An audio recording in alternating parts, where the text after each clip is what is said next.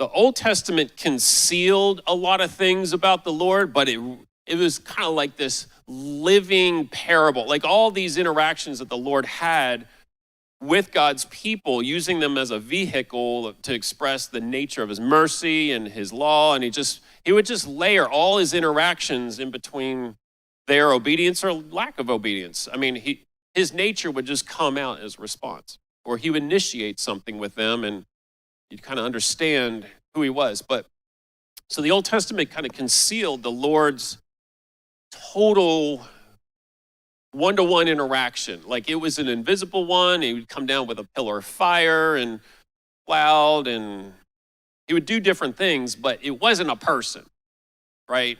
That wasn't his function in the Old Testament. But the New Testament revealed him in real time. All you techie people, you love when stuff works in real time. Just no buffer, right? Like, so now we have real time. This is not just a person from heaven. This isn't just an angel. We have God from heaven in real time.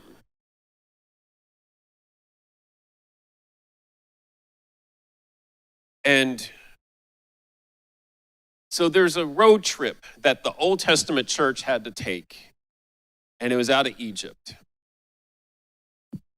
And the concealed Lord did a massive deliverance.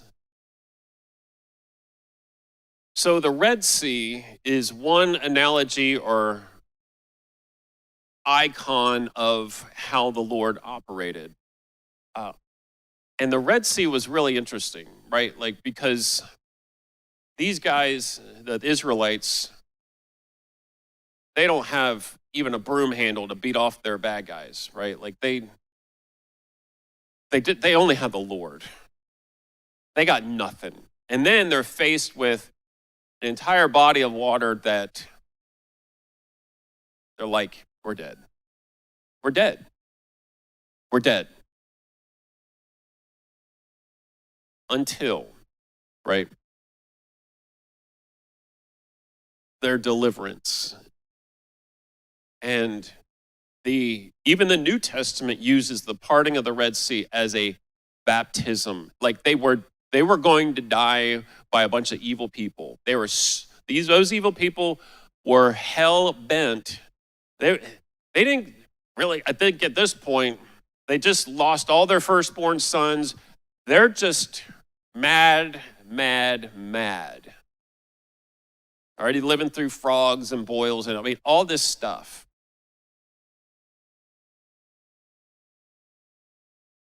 So they go through the water, and it's used as a testimony of baptism, being literally, I'm a dead man walking. I'm a dead man walking through all this water. This is amazing. I should be dead, but I am still walking on dry ground. So massive deliverance from evil. It's not based even on their righteousness. You know what? The Lord didn't even care if they were carrying little micro idols out of Egypt. He's just trying to get them out of there. And I want you to consider, they grew up around megalithic structures.